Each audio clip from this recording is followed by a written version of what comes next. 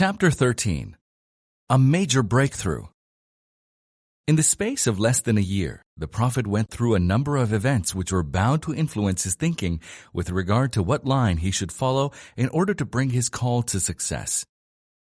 First, with the death of his wife Khadija and his uncle Abu Talib, he lost all the support and comfort he was certain always to receive both at home and in public. Secondly, the failure of his trip to Taif, which aimed at soliciting outside support for his call, brought home to him the fact that except for his few followers, he stood literally alone in opposition to the whole world.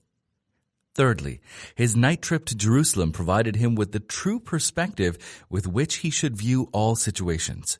It brought added clarity to his vision of where true power lay in the confrontation between true faith and its enemies. Reviewing his situation in Mecca, the Prophet realized that he was locked in a stalemate in his town. Although new converts to Islam were still trickling through, a major breakthrough seemed as remote as ever. Attitudes hardened, and well-entrenched tribal loyalties constituted a stumbling block, preventing many people who would otherwise be expected to think clearly from making a rational and objective assessment of what Muhammad, peace be upon him, was calling for. The only alternative, then, was to try to achieve the breakthrough away from Mecca. The emigration to Abyssinia and the trip to Taif may be viewed as two steps in that direction, although their immediate objectives were vastly different.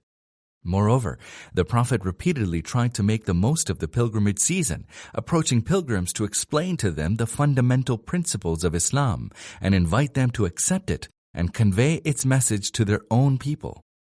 Although some of those pilgrims responded favorably, there were too few to bring about any change in the Muslims' general situation. These approaches should be seen as a consistent attempt to break the deadlock. Indeed, the pilgrimage season seemed to offer the best chance to carry the message of Islam beyond the narrow boundaries of Mecca. His trip to Taif proved to the Prophet that it was too risky for him to venture outside without first securing a strong base from which to operate. Approaching individuals, however, did not seem to be the answer. A change of emphasis was apparently needed. When the next pilgrimage season arrived, the Prophet started to implement his new approach. Pilgrimage to Mecca had been a yearly event ever since Abraham, peace be upon him, built the Kaaba on God's own instructions. Over the years, however, many irreligious practices and rituals had crept into the pilgrimage. These were later to be stamped out by Islam. Making use of the pilgrimage season. The Prophet now approached the pilgrims from the major tribes of Arabia. Naturally, they formed their own groups and remained together throughout their stay in the area of Mecca and Arafat. The Prophet went and addressed the pilgrims from each tribe as one group. He explained that he was a messenger from God entrusted with his message to call on people to worship him alone and to abandon all other forms of worship. The Prophet also asked every tribe he approached to provide him with protection so that he might be able to convey his message to mankind. Previously, the Prophet had approached individual pilgrims in the hope of winning new recruits. Now he approached tribes for an alliance which could give him freedom of action. Obviously, the Quraysh who begrudged the Prophet even the slightest gain he was able to make as a result of his previous efforts with the pilgrims could not sit still now that his approaches took on a collective form. His own uncle, Abu Lahab, who had always been a fierce enemy of Islam, took it upon himself to mount a counter-campaign in order to dissuade people from listening to Muhammad, peace be upon him. The following account is from Rabia ibn Abad from the Dil, a branch of the major tribe of the Kinana. I was a teenager accompanying my father in Mina, where pilgrims encamp after Arafat, when I saw the messenger of God coming to the quarters of Arab tribes. He addressed each tribe by their name and said, I am God's messenger to you. He commands you to worship him alone and to ascribe to him no partners whatsoever. He also commands you to abandon all those idols you worship in preference to him, and to believe in me, and accept what I say, and to protect me so that I can convey the message which God has entrusted to me. Behind him stood a cross-eyed man with a beaming face. his hair in 2 plaits, wearing an Adnan garment. When the messenger of God had finished what he had to say, the other man addressed each tribe by name. What this man is asking you to do is to abandon Al-Lat and Al-Uzza, their 2 principal idols, and to abandon your allies of the jinn in order to follow his craze. Never listen to him and never obey him. I asked my father about the man contradicting the Prophet, and he told me that he was his own uncle, Abu Lahab. The Prophet's attempts to win support from other tribes was opposed by all the vigor the Quraysh could muster. However, he continued to address his message to every tribe which could afford him the protection he needed to carry out his task. This meant, in effect, standing up to the Quraysh and going to war with them, which was bound to happen. Hence, it was not surprising that there would be no great enthusiasm among the Arab tribes to take up the Prophet's offer. The Kinda delegation headed by a man called Mulay were not the only ones to give the Prophet a blunt refusal. The tribe of Bani Amir ibn Sasasa were initially less negative. One among them, called Bihara ibn Firas, said to his fellow tribesmen, "If I take this Qurayshi man, I will be able with him to subdue the rest of Arabia." He then turned to the Prophet and asked him, "If we accept your call and give you the support you need, and if you then, by the will of God, are victorious, would we be rulers after you?" The Prophet answered, "Power belongs to God. He gives it whomever He wills." The man said, "Are we expected to fight the whole of Arabia to support you? Then when victory is achieved, we hand power over to others? We will do no business with you." When their delegation arrived back home, they related to their elders as usual the events of their journey. When they told them about their encounter with the Prophet and their reply to him, an old man who enjoyed much respect among them raised his hand to his head in disappointment and said, "Is there any way to rectify this mistake? By him who holds my soul in his hands, no Ishmaelite has ever made a false claim of this type. The man is genuinely a prophet. Where had you left your reason when you met him?" The affair, however, came to nothing. The Hanifa tribe, on the other hand, gave the Prophet a very nasty reply. Rejection was also the answer of Bani Kalb. Neglecting no individual. The Prophet, however, did not limit his approach to delegations of other tribes. Every time he heard of the arrival in Makkah of any man who enjoyed a position of respect among his people, he would approach him and explain Islam to him. In these cases, he did not ask for protection. He made that request only when he spoke to a tribe collectively. One such man was Suwaid ibn al-Samit from Medina. When the Prophet spoke to him, he said, "Perhaps you have something similar to what I have." When in response to the Prophet's request, he quoted some passages from a book he called Luqman's Magazine. The Prophet said, "This is certainly good, but I have something better." He read him a passage from the Quran and invited him to become a Muslim. Suwaid made no comment other than, "What you have read is certainly good." However, he was killed shortly after his return home. His people believed that he actually embraced Islam before his death. Another group of people from Medina, led by a man called Abu al-Hasir Anas ibn Rafi, arrived in Makkah seeking an alliance with the Quraysh against the Khazraj tribe in Medina. The Prophet went to them and said, "I can offer you something better than what you have come here for." In answer to their questioning, he replied, "I am God's messenger to mankind. I call upon them to worship God alone, associating with Him no partners. He revealed to me His book containing His message." He further explained the principles of Islam and read them a passage from the Quran.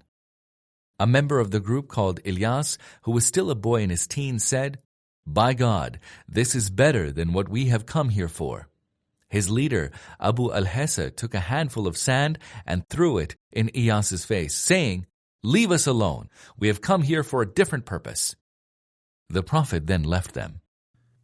Soon after their return, the Battle of Buath broke out between the 2 Arab tribes in Medina, the Aus and the Khazraj. Iyas soon died, and those who attended him at his deathbed reported that he glorified God and praised Him until he died. They had no doubt that he was a Muslim. Cases like those of Suwaid and Iyas served as encouraging signs for the Prophet. An even more encouraging one was the case of Al-Tufail ibn Amr, a leader in the Daws tribe. When he came to Makkah for pilgrimage, the Quraysh elders made sure to warn him against the Prophet. They went as far as requesting him more emphatically not to meet the Prophet or listen to what he said. Al-Tufail reports, "They continued to pressurize me to the extent that I made a firm decision that I would never listen to anything he said, nor even speak to him. When I went to the mosque, the following morning I put cotton in my ears, so that I did not accidentally hear anything he said. I simply did not want to listen to him. Nevertheless, he was praying only a short distance from me when I was in the mosque, and God simply wanted me to hear his words. I recognized that what he said was certainly good. I said to myself, 'You are certainly on the wrong track. You are a good poet who could distinguish good words from bad ones. What prevents you from listening to this man and judging what he says? If it was good, you would accept it, and if it was bad, you would leave it.' I waited until God's messenger went home and followed him. I said to him, 'Muhammad, peace be upon him, your people have said to me this and that, and warned me most emphatically against listening to you until I closed my ears to anything you said. Yet God wanted me to hear what you say, and I found it good. Will you please explain your message to me?' The Prophet told me about Islam, explaining its principles, and recited a passage from the Quran to me. By God, I had never heard anything better than that. I immediately adopted Islam and declared my belief in God's oneness and the message of Muhammad, peace be upon him." When Al-Tufail arrived at his tribe's quarters, his father, an elderly man, came to greet him, but Al-Tufail told him that they no longer belonged together since he had adopted Islam and followed the Prophet Muhammad, peace be upon him. His father declared that he would follow the same religion. Al-Tufail told him to have a bath and wash his clothes. When he had done that, he explained the principles of Islam to him, and his father became a Muslim. Al-Tufail did the same with his wife, who was also ready to adopt Islam as soon as its principles were outlined to her. He started calling his people to Islam, but they were not ready to respond to his call. After some time, he felt downhearted, and he went to the Prophet, complaining of the slow response. He suggested that the Prophet curse them. Instead, the Prophet prayed for their guidance and instructed Al-Tufail to go back and call on them gently to adopt Islam. He went back to act on the Prophet's instructions. He did not see the Prophet again for several years, until the Battle of the Moat had taken place. He traveled with about 80 families of his tribe who adopted Islam. They joined the Prophet at the Battle of Khaybar, and the Prophet gave them shares of the spoils of that particular expedition. The people of Medina. The city of Yathrib, now known as Medina, meaning the city, was inhabited at the time of the Prophet by two major Arab tribes, the Aus and the Khazraj. These two tribes had a long history of bloody wars which sapped their strength. The last of these battles, named Bu'ath, took place about 2 years before the events we are now relating. A large Jewish community had lived in Medina for well over a century. All history books agree that the Jews were instrumental in keeping the two Arab tribes, the Aus and the Khazraj, at each other's throats. Historians also relate that the Jews came to Medina because their sacred books mention it as the place where the last messenger from God was to establish his state. Like the rest of the Arabs, the Aus and the Khazraj were idolaters. In common with all Arabs, they revered the Kaaba and offered pilgrimage. In a pilgrimage season after the Prophet had adopted his strategy of speaking to the various Arab tribes, seeking their protection in his fulfillment of his mission, a group of 6 men from the Khazraj tribe were offering the pilgrimage. The Prophet met them at a place called Aqaba at Mina, where pilgrims encamp for 3 days. When they identified themselves to the Prophet, and he ascertained that they were the neighbors of the Jews, he sought to explain his message to them. They were willing to listen to what he had to say. The Prophet outlined to them the principles of his message and read them a passage from the Quran. He called on them to believe in God as the only deity to be worshipped. Some of them said to the others, "You may be sure that he is the Prophet with whom the Jews keep threatening you." Let them not be the first to follow him. That apparently touched a sensitive nerve with them. The Arabs of Medina used to respect the Jewish religion. They recognized that their own pagan beliefs stood no comparison with the monotheistic religion of the Jews, who professed to have better knowledge of God and man. Every time the Arabs of Medina clashed with the Jews, the latter would say, "It will not be long before a new messenger shall be sent by God. We shall follow him, and we will kill you all in the same way as the peoples of Ad and Iram were killed." The 6 Khazrajis did not hesitate to accept what the Prophet said. They were Asad ibn Zurara, Auf ibn al-Harith, Rafi ibn Malik, Qutbah ibn Amir ibn Hadida, Uqba ibn Amir ibn Zaid, and Jabir ibn Abdullah ibn Riyab. They declared their belief in God and the message of Muhammad, peace be upon him. They also said to the Prophet, "We have left our people in an unprecedented state of mutual hostility. May God make you the cause of their unity. We shall call on them to follow you and explain to them your religion which we have accepted. Should God unite them in following you, you shall enjoy with them a position of the highest prestige." Thus the Prophet had 6 emissaries who carried his message to their own people. They were apparently very active emissaries. In no time, the whole of the city was speaking about the Prophet and his call. Many accepted Islam through the efforts of these 6. It was clear that Medina was the most fertile environment for Islam to spread. In the first place, it was free from any hostile feelings like those which existed in Mecca. Hence Islam, with its clear and simple logic, had a great appeal among its inhabitants. Secondly, the monotheistic idea was particularly appealing to the Arabs of Medina, owing to their respect for the Jewish religion. Some historians see the arrogance of the Jews in Medina as the only thing which prevented its Arab population from converting to Judaism. The Jews behaved in a condescending manner towards the Arabs and showed them that Judaism was the religion of the elite only. Moreover, the embattled Arabs of Medina yearned for a life of peace. It was not easy for the 2 tribes of Aus and Khazraj to achieve a lasting reconciliation without a powerful catalyst. It is obvious from what the 6 said to the Prophet that they hoped he would be the catalyst of peace and unity. With Islam making such headway very quickly in Medina or Yathrib, converts longed to meet the Prophet. The obvious time for such a meeting was the next pilgrimage season, when the original 6 were joined by 6 more to meet the Prophet at Aqaba. The Prophet was very pleased with the enthusiasm shown by this delegation for the cause of Islam. They were very keen to do their utmost for the new faith. The Prophet, however, did not ask them at that particular stage for protection as he used to ask other tribes. A shrewd statesman, he recognized that such a pledge would come at the right moment, without him asking for it.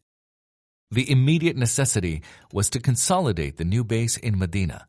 Hence, the Prophet entered into a covenant with the 12 men, 10 from the Khazraj, the other 2 belonging to the Aus.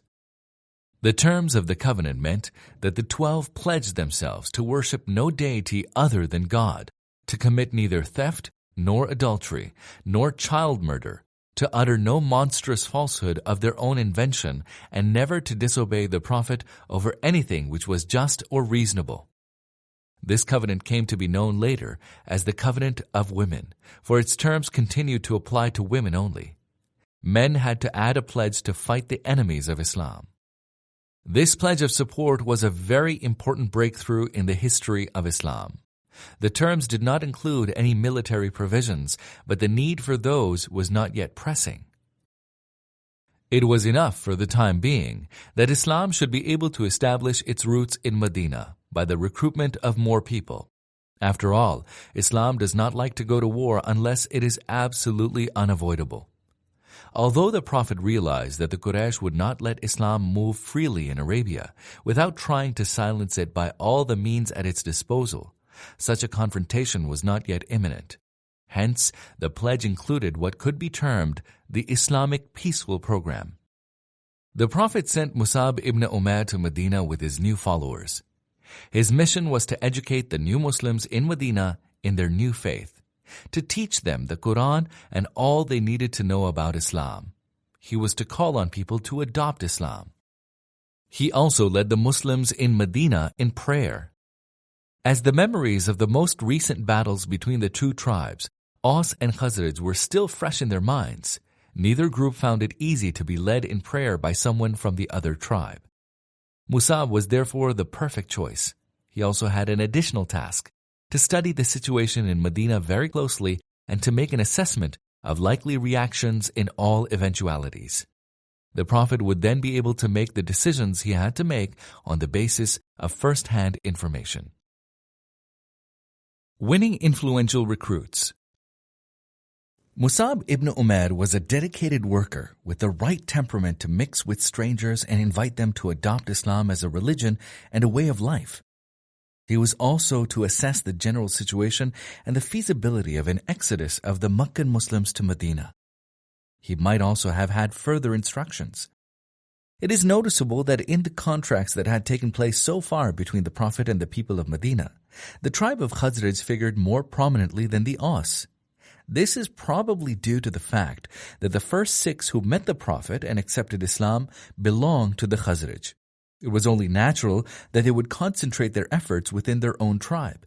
Hence, it was not surprising that the 12 who entered into the covenant of support with the Prophet the following year included 10 from the Khazraj and only 2 from the Aus. Hence, Musab might have been instructed to try to redress this imbalance.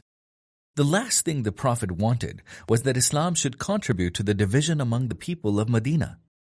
He was eager that Islam should be a unifying force.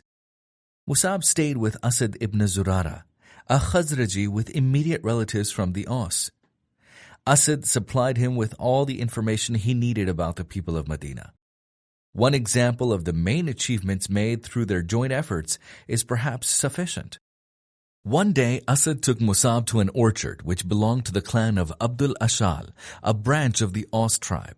They were joined there by a few Muslims, Sa'd ibn Mu'adh and Usayd ibn Hudayr, the 2 most prominent figures of that clan. They were still following the Arabian version of paganism. Learning about the presence of Asad and Musab, Sa'd addressed Usayd, "Go to these 2 men who have come here to spread their ideas among our simple people and tell them not to come to us again. Had Asad not been my own cousin, I would have spared you the trouble. As it is, I feel somewhat uneasy about turning him away myself." As Usayd approached the 2 men, Asad said to Musab, "This man is the chief of his people. Make a sincere effort with him." Musab answered, "I will certainly try if he agrees to sit down with us." Usayd adopted a tough attitude, making plain his objection to their approaches to the simple people. He followed that with a threat. "Stay away from us if you care for your own safety," Musab said. "Would you like to sit down with us and listen to what we have to say? If you find it reasonable, you accept it. If not, we will not bother you with it again." Usayd said, "Fair enough." As Musab explained the basic principles of Islam and recited a passage from the Quran, Usayd's face shone with admiration. When Musab had finished, he said, "This is a fine word indeed. What do you do if you want to adopt this religion?" Musab explained, and Usayd immediately made the necessary ablution and declared that he believed in the oneness of God and that Muhammad, peace be upon him, was his messenger. Usayd then said, "I am sending you a man who would be joined by all his people if he decided to follow you. He is Sa'd ibn Mu'adh." As Usayd drew nearer to Sa'd, the latter remarked that a total change had come over Usayd's face. Usayd, however, reported to him that he did not find the 2 men doing anything bad. He also reported that another clan were plotting to kill Asad in order to get at Sa'd himself. Angry, Sa'd said, "I will go myself and tell them to keep away from us." As he drew closer to them, he suddenly realized that Usayd wanted him to speak to them. He, however, started with some harsh words. Musab made the same offer he made earlier to Usayd. Thus, Sa'd sat down to listen as Musab explained the basic principles of Islam. Musab and Asad realized that they had won over their man long before he uttered a word. The expression on his face as he listened to the Quran said it all. As Musab finished, Saad indicated his acceptance of Islam. Going back to his people and joined by Usaid, he knew exactly what to do. He simply addressed his people, asking them, "What is your opinion of me?" They answered, "You are our master and the wisest of our men." "Then take this from me," he said. "I forbid myself all communication with you, all men and women, until you believe in God and His Messenger." That very evening, every man and woman of the Abd al-Ashal clan became a Muslim. Innovative ways to win new recruits. Needless to say, the new converts to Islam in Medina were very enthusiastic about their new faith. They realized that as believers in the oneness of God, they were starting a new stage in their history in which faith was the prime mover. They had a mission to fulfill. Their immediate task was to win new recruits to the new faith so as to consolidate its base. Hence, they were very active in preaching the message of Islam. They were particularly keen to win new converts among those who commanded respect and were influential among their people. One such person was Amr ibn al-Jamuh from the clan of Salama. A few young Muslims of his clan were keen to persuade Amr to join them, but he was an old man who could not easily respond to a call which would necessitate a radical change in his life pattern. The young men of Salama recognized that they must think of a method which would bring Amr face to face with the fact that Islam was a far better religion than idolatrous beliefs. As already discussed, throughout Arabia, the worship of idols was the recognized religion. People did not stop to think that their idols, which were made of stone or wood or gold or other materials, were of no use and no benefit to them. Following in the tradition of men of honor in Arabia, Amr had his own personal idol, which was made of wood. He kept the idol in his room, where he glorified and worshipped it. The young men of Salama decided to make Amr's idol their target. When Amr was fast asleep, they would enter his home and take the idol away and throw it into some hole full of dirt. In the morning, when Amr woke up and discovered the loss of his idol, he would start looking for it. He took the idol out of the hole it was thrown in, cleaned and perfumed it before putting it back in its place. The same thing happened day after day, and Amr was irritated. But he did not know what to do. He apologized to the idol. "Had I known who did this to you, I would certainly punish him severely." After a few days, just before Amr went to sleep, he took his sword and gave it to the idol, putting its strap around the idol's neck, and said, "I have no idea who abuses you at night. If you are of any use to yourself, then defend yourself against their assault. You have got the sword now." That night, when the young men of Salama saw the sword with the idol, they took the idol, tied it to a dead dog, and threw it into a disused well where people threw their dirt and litter. In the morning, Amr looked for his idol. When he found it after a long search, he was really shaken at the sight. His son and the others who were administering this treatment to the idol spoke to him and pointed out that if the idol could not protect itself, then it could be of no use to anyone. When they outlined the message of Islam to Amr, he accepted it without hesitation. He composed a fine, short poem describing the idol and its uselessness. He also praised God for enabling him to see the truth of Islam. Musab ibn Umair, the Prophet's emissary to Medina, returned shortly before the next pilgrimage season. He reported to the Prophet the good news that there was hardly an Arab household in Medina which did not have at least one Muslim among its members. He further reported on the composition of the population of the city. Full assessment of the Medina situation. Musab's report was carefully considered in order to establish whether Medina was a suitable place for the establishment of the first Islamic state. The first covenant the Prophet made with the people of Medina required them simply to live as Muslims by themselves. It did not include any provisions for dealings with other communities and states. Now it was time for a decision on this aspect. On the basis of the information supplied by Musab, The Prophet recognized that apart from the Muslims from both Mecca and Medina, there would be two groups of people in Medina.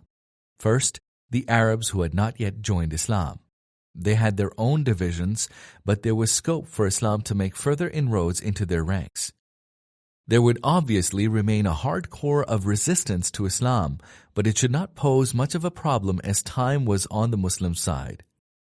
Secondly, there were the Jews, whose attitude to the new religion was not yet known.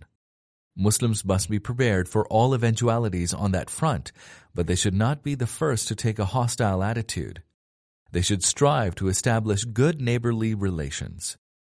The Muslim community would also have an economic problem which would need urgent attention.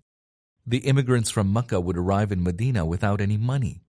They would need housing and jobs. Moreover, the Prophet also recognized that the new state to be established in Medina was bound to face an immediate external threat. The Quraysh in Mecca were not expected to sit idle while the new challenge to supremacy in Arabia developed and took shape.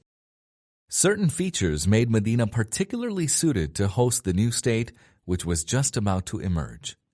Its natural fortification was unique. On both eastern and western sides of the city, there were two extended areas with volcanic stones which could not be traversed by man, horse, or camel. It was practically impossible for an attacking army to go through these areas. Only its northern front offered access to an army, because on all other sides there were thick plantations and a countless number of date trees. It should perhaps be mentioned here that it was in the north of the city that the Prophet and his companions dug the moat to fortify the city further when 5 years later a great concentration of tribes marched to Medina with the declared aim of eradicating Islam altogether. From the military point of view, then, Medina was easily defensible. A small number of guard units was enough to intercept a large army and to stop its march. From another point of view, the Arabs of Medina, Aus and Khazraj tribes, were known for their pride, integrity, bravery, and high standard of military excellence. They were never subjugated by an attacking enemy, nor did they have to pay any tax or tribute to an occupying force. Any individual or small tribe who enjoyed the protection of the two Arab tribes of Medina felt very secure. The two tribes were considered, according to Arabian traditions of the time, as maternal uncles of the Prophet. His grandfather, Abdul Muttalib, was born to a woman from the clan of Al-Najjar of Medina, known as Salma bint Amr. Abdul Muttalib was born in Medina and lived there until he almost reached adolescence. The two Arab tribes in Medina belonged to Qahtan, while the Muslims of Mecca belonged to Adnan, the two main groupings in Arabia. Indeed, every Arabian tribe belonged to either one of these two divisions. When the Prophet settled in Medina, his supporters belonged to both groupings. However, any possible quarrel between them was prevented by the fact that they were now Muslims. The Prophet was definitely aware of all this when Musab reported to him on his mission in Medina. One can feel his awareness in his careful planning of his future steps over the next year or so. The immediate decision, however, was taken to the effect that Medina offered a suitable place for the establishment of the new base of Islam. The first step was to meet the new followers. A meeting was fixed for the last night of pilgrimage at Aqaba. This was probably the most important meeting in the 13 years of Islam in Mecca. 73 men and 2 women from Medina attended in the middle of the night. When everyone was fast asleep, those believers came out of their tents quietly in ones and twos to keep their appointment. The Prophet was the only Muslim from Mecca to attend. He apparently had to confide his plans to someone very close to him. This was his uncle, Al-Abbas, who was not yet a Muslim. Al-Abbas was the only non-Muslim to attend the meeting. He wanted to be sure that his nephew was on a safe course. A pledging of unwavering support. Al-Abbas's presence and his speech, which opened the proceedings of the meetings, must be seen in the light of the future development of relations between the state yet to be born and the Quraysh. What was about to take place was a radical realignment of loyalties. In the tribal society of Arabia, that was very serious indeed. Al-Abbas began by stressing that the Prophet's clan had so far fulfilled its obligations according to the prevailing social values. You know how highly we rate Muhammad, peace be upon him. We have protected him against our own people, with whom we share the same opinion of his call. He is indeed well protected within his own people and in his own city. Nevertheless, he is determined to join you. If you feel that you will indeed fulfill your pledges to him and will indeed protect him from his enemies, you are welcome to do as you please. Should you, however, feel that you may let him down after having taken him away to your city, it would be better for everyone if you decide here and now to leave him alone, for he is well looked after in his hometown. They answered him, "We have truly understood what you have said." They then turned to the Prophet and invited him to lay down his conditions. The Prophet began his short speech by reading a passage from the Quran. He then explained the message of Islam and its profound influence on the lives of its followers. He concluded with this very brief statement of the conditions of the pledge he wanted from them. You pledge to me that you will protect me as you protect your own womenfolk and your own children.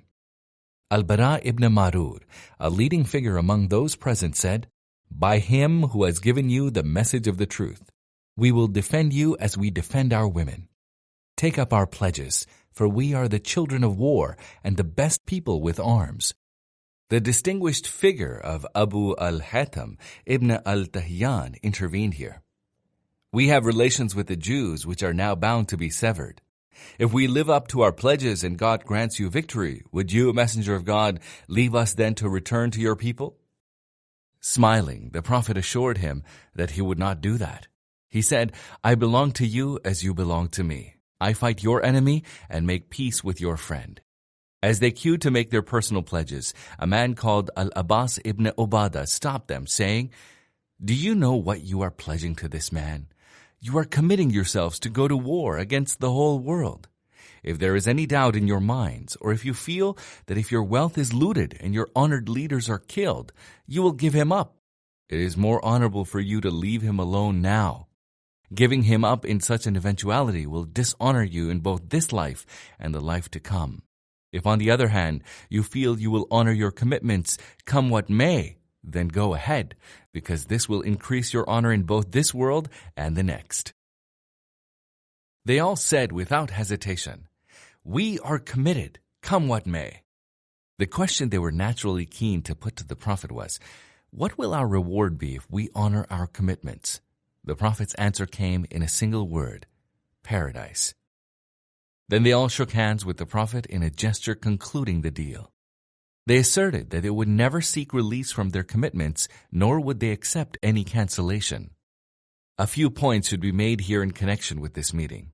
Firstly, the fact that Al-Abbas, the Prophet's uncle who was still at that time following pagan beliefs, was present may suggest to some people that Muslims may take non-Muslims into their confidence, even in the most serious matters which affect their community. The Quran indeed warns against this and advises us to be on guard. We must remember that Al-Abbas was the Prophet's own uncle, and the Prophet knew for certain that he wished him and his followers well. Furthermore, Al-Abbas was an interested party. As a leading figure of the Hashemite clan, which was responsible for the protection of Muhammad, peace be upon him, he needed to be sure that the Medina people were serious in taking over this responsibility. Secondly, it was clear at the meeting that the two parties knew very well what was involved in making that covenant. The Prophet spelled out what sort of protection he required. The speakers from the other side made it absolutely clear to their fellow delegates that they were effectively taking on the whole world. When they made their commitment, therefore, they made it with their eyes open. Thirdly, the reward the Medina Muslims were promised for their fulfillment of their part of the deal had nothing to do with this world. They were not told that they would be given so many ministries in the government of the state, or that the Prophet's successor would be one of them. Indeed, they were promised what every Muslim who serves his faith with tireless dedication and devotion is promised, admittance to heaven. This promise helps always to keep those who work for Islam on the right track. Their motives remain pure, and their goal is always the same, to earn the pleasure of God. They do not seek any worldly reward, and they do not have any personal ambitions, not even that the victory of Islam should come about through their own efforts. They leave such matters to God. He alone determines when and through whose efforts his call achieves victory. The advocates of Islam know that their task is to work for that victory, but what happens to them is immaterial, for their dedication and tireless efforts are sure to bring them their most precious reward, the pleasure of God and paradise. When everyone at the meeting had given his personal pledge, the Prophet asked them to select from among them 12 representatives who would be in charge of the Muslims in Medina.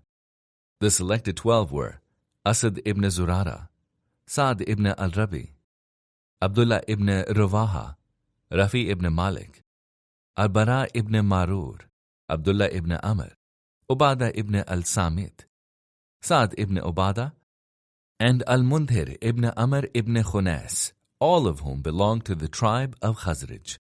The remaining 3, Usaid ibn Hudayr, Sa'd ibn Khitama, and Rifa' ibn al-Mundhir, were of the Aus tribe. The Quraysh learns of the meeting.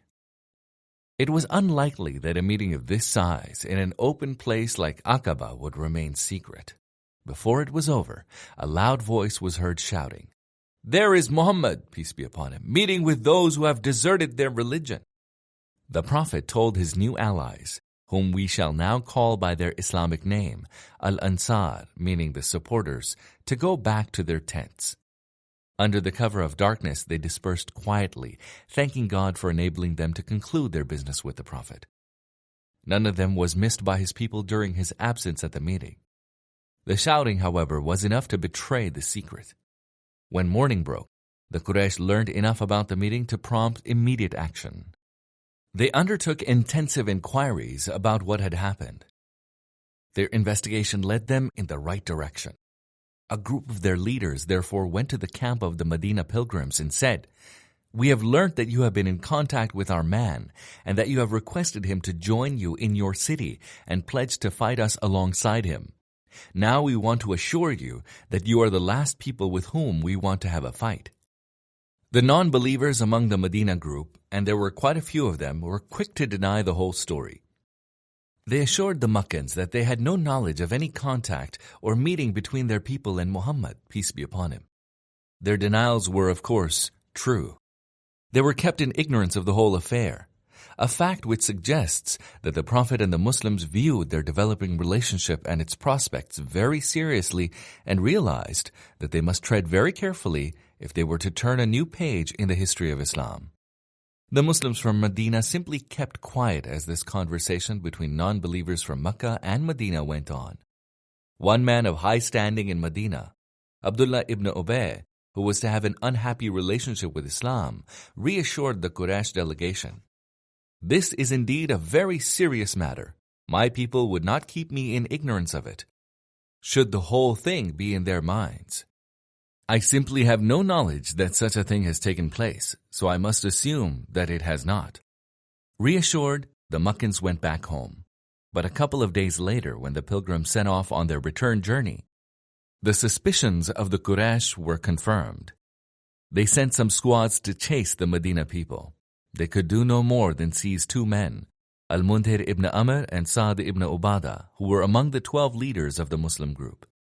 Al-Mundhir managed to escape, but Sa'd was taken prisoner.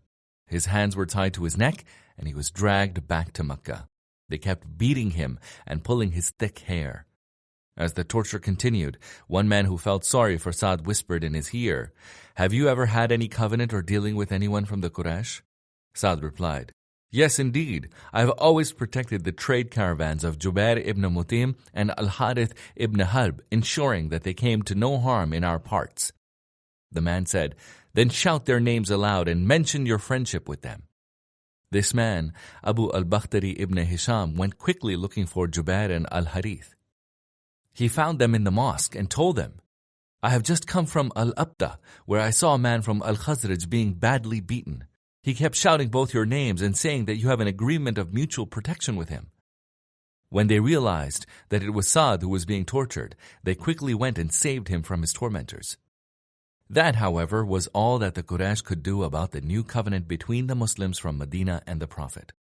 The agreement was concluded and sealed, marking the beginning of a new stage in the history of Islam, which was to be totally different from the stage that was coming to its close. Shortly afterwards, the Prophet advised his followers in Mecca to emigrate to Medina. He said, "God has provided you with a new home and new brethren." They started to leave in small groups secretly so that they would not be stopped by the Meccans. The Prophet himself stayed on in Mecca waiting for God's permission to leave. Within a few weeks, the majority of the Meccan Muslims had settled in Medina. Only those who were physically prevented from making the trip were left behind, along with the Prophet, Abu Bakr, and Ali. Abu Bakr indeed sought the Prophet's permission to go, but the Prophet asked him to delay his departure, giving him a significant hint. God may provide you with a companion.